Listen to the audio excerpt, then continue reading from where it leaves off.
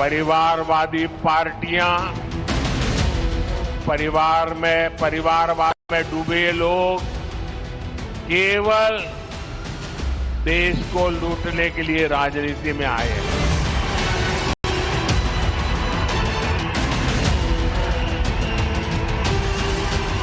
चौबीस के महासंग्राम में तेलंगाना से उठने वाली हर सियासी आवाज सीधे दिल्ली तक सुनी जा रही है।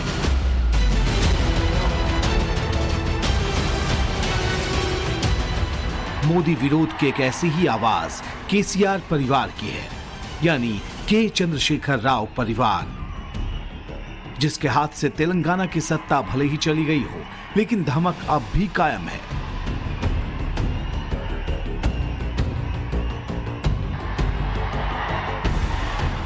दो बार तेलंगाना के मुख्यमंत्री रहे के चंद्रशेखर राव को 2023 के विधानसभा चुनाव में हार नसीब हुई। सत्ता विरोधी लहर में बीआरएस की नाव डूब गई। खुद केसीआर भी 2 में से 1 विधानसभा सीट से चुनाव हार गए। बावजूद इसके राव परिवार दावा कर रहा है कि लोकसभा चुनाव में मोदी का विजय रथ रोक देंगे।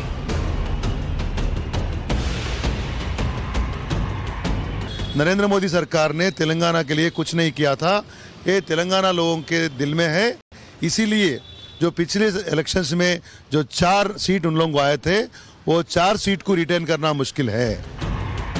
भारत राष्ट्र समिति के राव परिवार ने कसम खा रखी है कि मोदी को तीसरी बार पीएम पद पर पहुंचने नहीं देंगे। पिछले चुनाव में बीजेपी ने भारत राष्ट्र समिति को हिलाकर रख दिया था। बीआरएस के सारे समीकरण ध्वस्त होते दिखे थे। 2019 के चुनाव में बीजेपी ने तेलंगाना में 4 सीटें जीती। 2014 में पार्टी ने सिर्फ 1 सीट जीती थी। इसके मुकाबले 2019 में 3 सीटें ज्यादा मिली। 2019 में बीजेपी को राज्य में 19.65% वोट मिले थे, जो 2014 की तुलना में 9.19% ज्यादा वोट थे।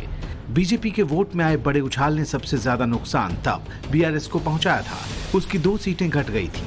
2014 में बीआरएस को 11 सीटें मिली थी, तो 2019 में सिर्फ 9 लोकसभा सीटों से ही संतोष करना पड़ा। यही वजह है कि बीआरएस का पूरा सिस्टम हिल गया और तब से लेकर अब तक राव परिवार संभल नहीं पा रहा है। केसीआर की मुश्किलें खत्म होने का नाम नहीं ले रही हैं। पार्टी हिचकोले खा रही है। एक मुश्किल खत्म होती नहीं कि दूसरी मुश्किल सामने आकर खड़ी हो जाती है। साल 2019 से लेकर अब तक केसीआर धीरे धीरे कमजोर हुए हैं। 2019 के चुनाव में 2 लोकसभा सीटों का नुकसान हुआ। 2023 में राज्य की सत्ता से बेदखल हो गए। 2024 में पार्टी और परिवार के दामन पर लगे भ्रष्टाचार के दाग और भी संगीन हो गए। केसीआर की बेटी और पार्टी की विधान पार्षद के कविता को ईडी ने गिरफ्तार कर लिया। अब लोकसभा चुनाव सामने है। जनता के बीच खुद को सबसे बेहतर साबित करना है। एक तरफ साख का सवाल है, तो दूसरी तरफ आर पार की जंग में ज्यादा से ज्यादा सीटें जीतनी है। मुकाबले में जब मोदी खुद खड़े हों, तो राव परिवार के लिए ये इतना आसान नहीं लगता। तेलंगाना चक्की के 2 पार्टों में पीसता रहा है। एक पार्ट कांग्रेस का और दूसरा पार्ट बीआरएस का।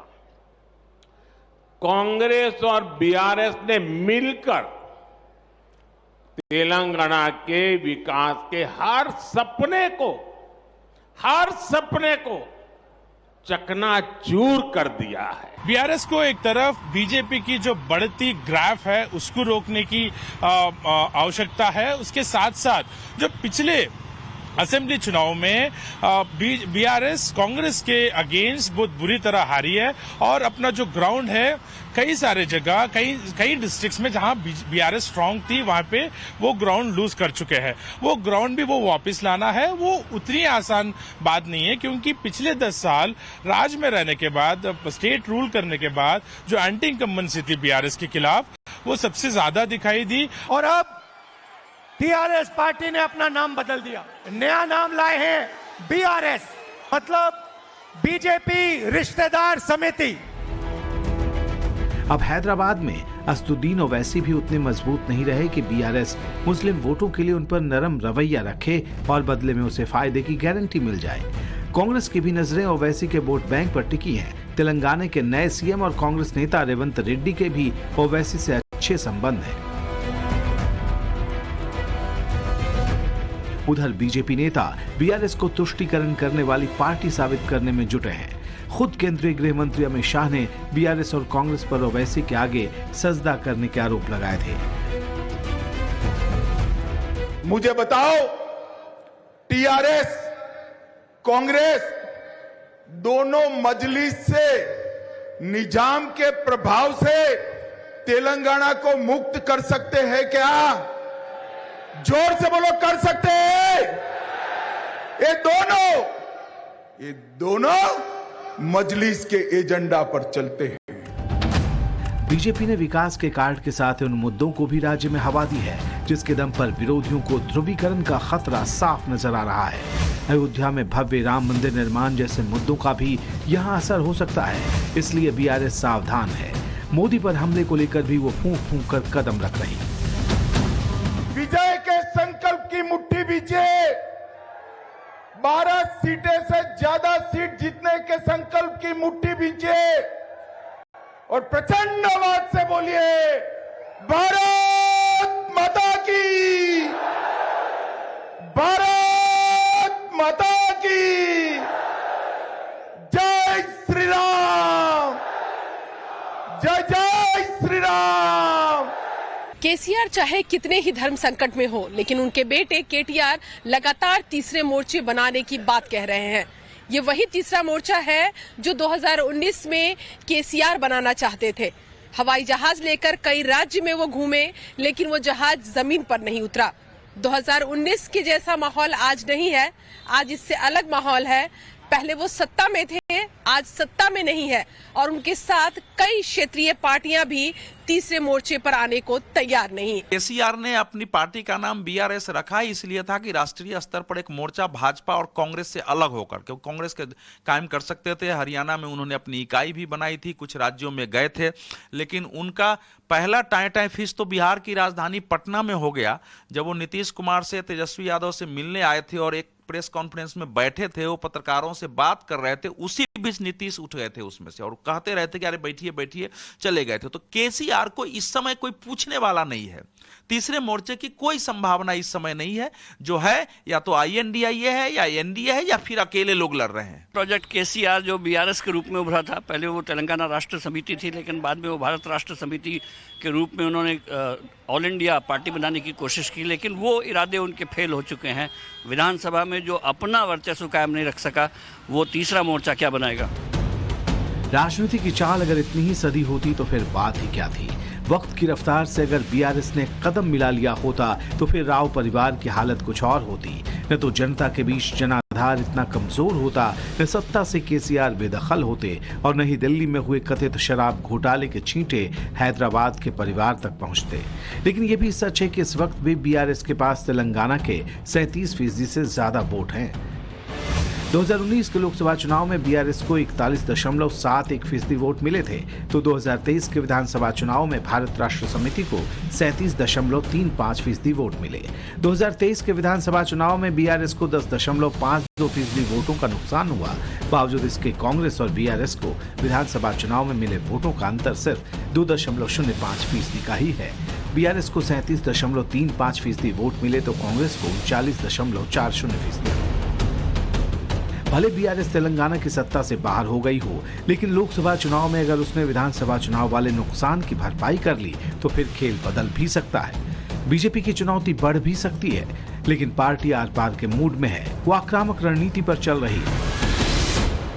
करिश्माई प्रदर्शन की बात आती है, कर्नाटका के बाद बीजेपी तेलंगाना में स्कोप ज्यादा देख रही है, क्योंकि पिछले लोकसभा इलेक्शंस में अनएक्सपेक्टेड सीट्स, मतलब 1 से 2 जीतने की आशंका थी बीजेपी के पास, मगर उन्होंने 4 सीट जीती थी। तो इस बार 12 सीट टारगेट रख के चल रहे हैं और कर्नाटका के बाद मेन फोकस तेलंगाना बीजेपी के पास है। तेलंगाना के गांव गांव से आवाज आ रही है, किसान भी बोल रहा है, मजदूर भी बोल रहा है, अब की बार 400 पार। तेलंगाना की 17 सीटों वाली जंग में मोदी के खिलाफ के चंद्रशेखर राव और उनके पूरे परिवार ने रचा है बड़ा चक्रव्यूह। पिता केसीआर के साथ बेटे केटी रामाराव या केटीआर सीधे पीएम मोदी पर हमलावर हैं।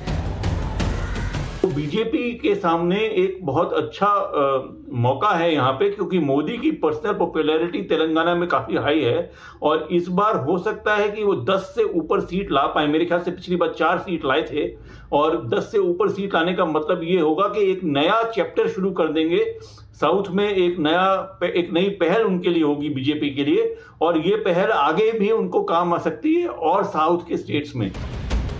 विधानसभा चुनाव में भले ही अति आत्मविश्वास की वजह से बीआरएस सत्ता से बाहर हो गई हो, लेकिन केंद्र की सियासत में किंग मेकर बनने का ख्वाब अब भी कायम है। बीजेपी की बढ़ती धमक ने तेलंगाना में कांग्रेस और एआईएमआईएम के साथ ही बीआरएस के खेमे में खलबली मचा रखी है। ऊपर से केसीआर की बेटी के कविता की गिरफ्तारी ने पार्टी को हिलाकर रख दिया है।